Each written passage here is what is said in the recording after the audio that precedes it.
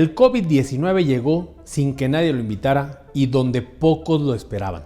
Llegó para quedarse, cambiando por completo la forma en la que desarrollan su vida millones de personas. El COVID-19, ese microscópico virus rodeado de glicoproteínas en forma de corona de reina y surgido en China a finales del 2019, se ha incrustado como tema permanente en la plática de los ciudadanos. Sin importar clase social, preferencias o sexo, todos los mexicanos han empezado a platicar sobre este minúsculo intruso, del cual nadie está a salvo. ¿Cuándo va a terminar? ¿Cuánta gente va a morir? ¿Surgirá pronto la vacuna? ¿Cómo está México en comparación con otros países? ¿Está mi familia en peligro? ¿Mis papás, hermanos o tíos? ¿Estoy yo en peligro? Estas son algunas de las preguntas que rodean en la mente de los mexicanos. Muchos de ellos hoy en un agobiante pero necesario aislamiento domiciliario. Pero hay otra pregunta en particular que muchos nos hacemos. ¿Está el gobierno de Andrés Manuel López Obrador reaccionando con la seriedad necesaria para afrontar esta crisis sanitaria y salvaguardar la vida de millones de mexicanos? ¿O qué es lo que sabe que le permite afrontar esta crisis mundial que ha costado la vida de más de 57,000 personas con una tranquilidad desconcertante que para algunos es una incapacidad constante? Para responder a este interrogante y conocer realmente cuál es la estrategia del gobierno mexicano para afrontar la crisis del COVID-19, me di a la tarea de consultar a expertos en epidemias y recabar información oficial de organismos nacionales e internacionales, como lo son la Organización Mundial de la Salud, así como la Organización para la Cooperación y el Desarrollo Económico, con la finalidad de hacer un comparativo sobre la situación que se vive en otros países con la cual se vive en México. Ambos países o todos estos países están siendo atacados en estos momentos por el COVID-19.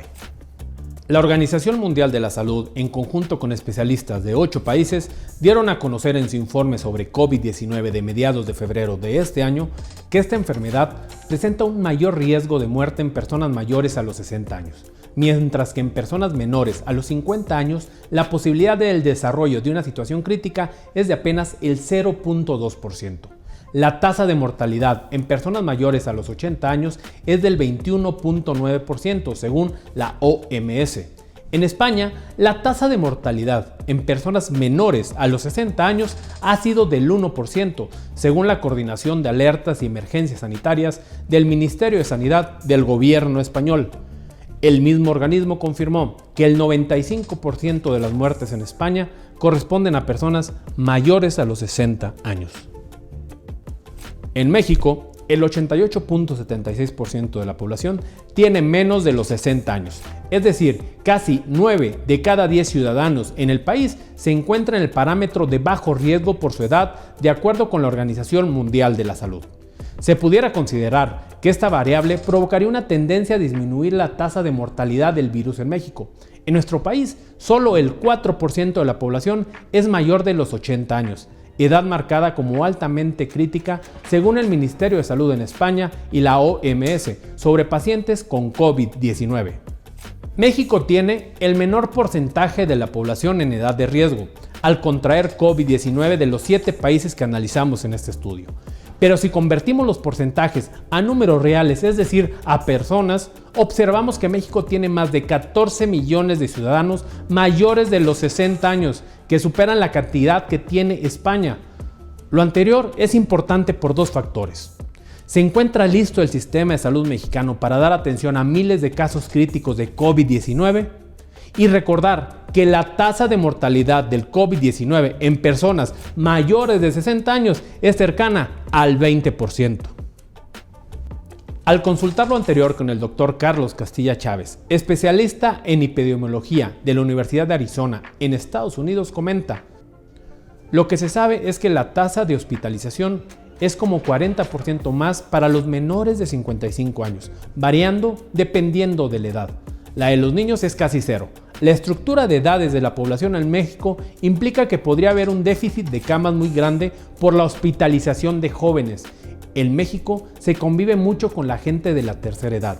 Ellos y ellas a menudo viven con el resto de la familia y en estos los pones en peligro, pues el éxito del aislamiento, el quédate en tu casa, depende de que no haya infectados y de que todos los de la casa se aíslen. Las tasas de mortalidad en casos confirmados son altísimos para mayores de 70 y 80 años y también para mayores de los 60. Italia tiene las tasas de mortalidad más altas y como el 23% de su población son mayores de 65 años. La Organización Mundial de la Salud ha confirmado que aparte del factor edad, las personas que presentan afecciones subyacentes como hipertensión arterial, diabetes y obesidad representan un riesgo de muerte alto en caso de contraer COVID-19. Según el informe presentado por Hugo López-Gatell, vocero del gobierno mexicano para temas del COVID-19, el 6 de abril, de las 125 defunciones confirmadas por COVID-19 en México, la totalidad de los casos presentan por lo menos una de las causas de comorbilidad que he mencionado, y en unos casos hasta dos. Al comparar la presencia de estas enfermedades en la población mexicana con las de otros países, encontramos que México lo supera en habitantes con diabetes con 13.5%. En cuanto a hipertensión, se encuentra en las mismas condiciones que los demás países, con el 19.7% de la población, mientras que en obesidad México solo es superado por los Estados Unidos y se encuentra relativamente en los mismos niveles que Argentina y Chile, pero muy por arriba de Italia y España. Lo anterior son datos de la Organización Mundial de la Salud. Respecto a la presencia de enfermedades que incrementan la tasa de mortalidad del COVID-19, México se encuentra en un escenario más preocupante que España o Italia, a los que supera en millones de habitantes con problemas de hipertensión, obesidad y diabetes. El doctor Carlos Castillo Chávez, especialista en epidemiología en la Universidad de Arizona en los Estados Unidos, comenta: aunque no soy experto en enfermedades crónicas u obesidad, se sabe que el problema de la obesidad es inmenso y por consiguiente el de la diabetes. Esto se puede verificar fácilmente buscando los datos oficiales de México y tal vez los de la Organización Mundial de la Salud. Les recuerdo que los datos de la Organización Mundial de la Salud son los que dan fundamento a esta investigación. La OMS y los gobiernos de todos los niveles han recomendado el lavado de manos como una de las acciones más importantes para evitar el contagio y la propagación del COVID-19 en la población.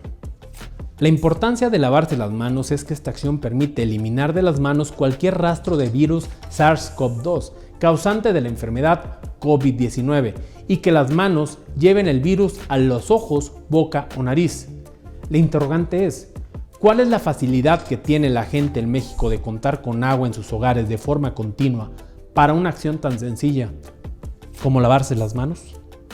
Según la Organización Mundial de la Salud, en México solo el 42% de la población tiene acceso constante al agua en sus hogares, mientras que el restante 57% o no la tiene constante o tiene que caminar por lo menos 30 minutos para obtenerla. Es decir, gran porcentaje de los mexicanos tendrán que decidir entre usar el agua con la que cuentan para tomarla o simplemente para lavarse las manos. Si bien la UNICEF menciona que el 87% de los mexicanos tienen agua y jabón para lavarse las manos, no menciona que el servicio de agua sea constante en sus hogares, para poder cumplir con la recomendación de lavarse las manos constantemente. El gobierno de la ciudad de Nueva York, en conjunto con la Agencia Federal del Manejo de Emergencias en los Estados Unidos y organizaciones no gubernamentales, iniciaron operaciones de un hospital de campaña en el icónico Central Park de Nueva York. Esto ante la necesidad de aliviar la tensión que sufren los hospitales de la ciudad, que han sido bombardeados con más de 122,000 casos positivos de COVID-19.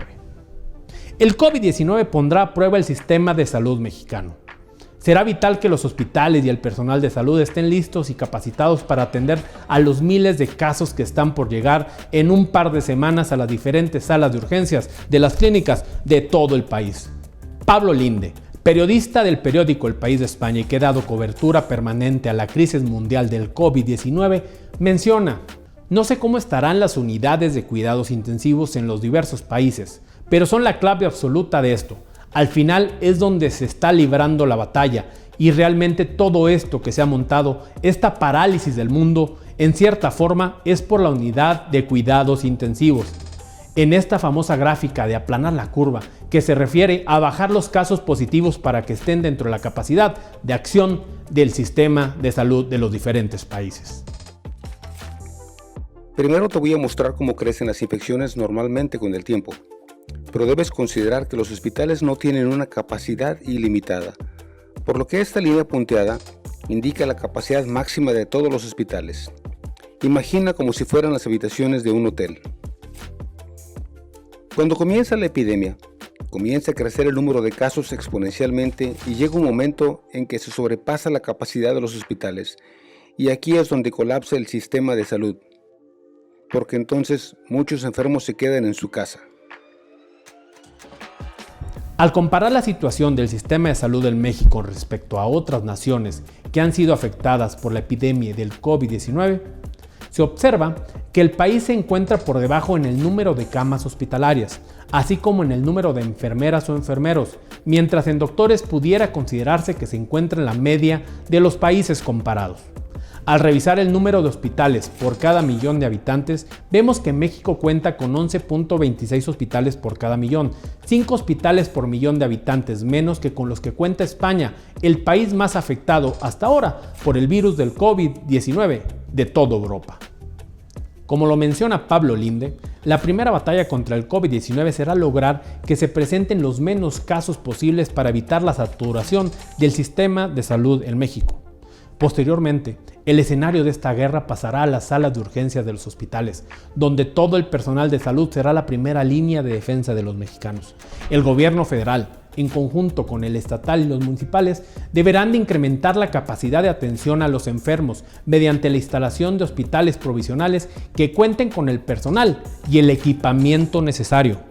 La capacidad de respuesta del sistema de salud en México es limitada, al comparar la cantidad del personal capacitado y la infraestructura del país con la disponible en otros países. La afirmación anterior se verifica con la intensa campaña lanzada por el gobierno federal mexicano en búsqueda de 40,000 especialistas de la salud para reforzar el sistema de salud mexicano en atención a la gran escala de enfermos que está por llegar a causa del COVID-19. El doctor Carlos Castillo Chávez de la Universidad de Arizona en Estados Unidos comenta: no, casi nadie en el mundo está preparado. Por eso se puso un hospital en el Central Park de Nueva York. Lo ideal es poner a los enfermos por coronavirus en secciones separadas o hospitales dedicados solo para ellos, como parece que se está haciendo a raíz del brote en Monclova, en Coahuila, pues personal médico y el staff, estos se pueden contagiar. Véase el caso de Italia o España, o la muerte de 2 doctores en Monclova. Personal médico infectado con o sin síntomas se convierten en transmisores de la enfermedad. Las salas de espera de emergencias se vuelven un verdadero peligro con el aumento de casos. Hay hospitales que han establecido lugares separados temporales dedicados al diagnóstico y evaluación de individuos que llegan a emergencias con la posibilidad de ser COVID-19 positivos. Indudablemente que es crítico que los empleados de los hospitales tengan el equipo de protección necesario para médicos, enfermeras y más. Hay escasez mundial y los precios están por las nubes. Los ventiladores no hay suficientes. Los propios gobernadores de diferentes estados de los Estados Unidos se quejan públicamente de la falta de equipo de protección para el personal y de estos famosos ventiladores. Me da la impresión que en México hay suficiente personal capacitado para operarlos, y si no hay suficiente, se necesita una política clara de preparación de personal, y como es muy probable que no haya suficientes ventiladores, es necesario tener una política de quién serán prioritarios tratar. Tiempos muy difíciles se avecinan para México. El primer caso positivo de COVID-19 en México se detectó el 27 de febrero. Al día 6 de abril, la información oficial del gobierno mexicano indica que los datos sobre el COVID-19 en el país son 2.439 casos positivos, con una tasa de crecimiento promedio en los últimos 10 días de 179 casos por día. 125 defunciones. Este indicador ha pasado de 60 a 125 en los últimos 5 días. La edad promedio de las personas contagiadas es de 44 años, 6 de cada 10 son hombres, el resto mujeres. La edad promedio de las personas que fallecen es de 57 años, el 75% son hombres. De las personas que murieron, presentaron enfermedades que incrementaron la tasa de mortalidad del COVID-19. el 44% tenía hipertensión, el 43% diabetes, el 40% obesidad y un 10% tenía tabaquismo.